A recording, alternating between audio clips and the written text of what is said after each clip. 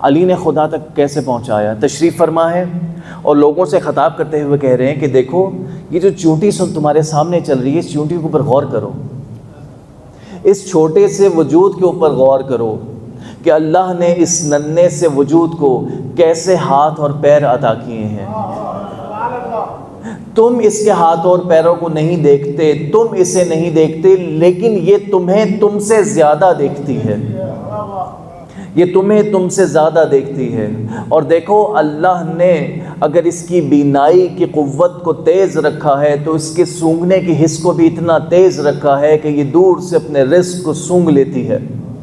اور اگر یہ دور سے اپنے رزق کو سونگھ لیتی ہے تو یہ اپنی آنکھوں سے اس رزق کے صحیح وزن کا اندازہ لگا لیتی ہے، اور جب یہ اپنی آنکھوں سے اس رزق کے صحیح وزن کا اندازہ لگا لیتی ہے تو اپنی کالونیوں میں جا کر پوری ایگزیکٹ اتنی ہی چونٹیوں کو بلا کر لے آتی ہے جتنی چونٹیاں اس وزن کو اٹھانے کے لیے کافی ہوتی ہیں۔ اور فرمایا کہ اس کی پسلیوں کی ساخت ایسی اللہ نے بنائی کہ اس کی پسلیاں اس کی پشت کی طرف کھلتی ہیں، اس لیے کہ یہ اپنے وجود سے 20 گنا زیادہ وزن اٹھانے کی صلاحیت رکھتی ہے۔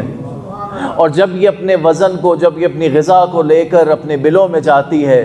تو اللہ نے اس کو اتنا شعور دیا ہے کہ یہ اپنی غذا کو کیسے سکھائے، یہ اپنی غذا کو چاند کی روشنی میں سکھاتی ہے، اور اس کو یہ علم ہے کہ یہ اپنی غذا کو، یہ اپنے دانے کو 4 حصوں میں تقسیم کرتی ہے، اس لیے کہ یہ جانتی ہے کہ اگر یہ 2 حصوں میں تقسیم کرے گی تو اس دانے میں سے دوبارہ اکھوے پھوٹ جائیں گے اور وہ غذا ضائع ہو جائے گی۔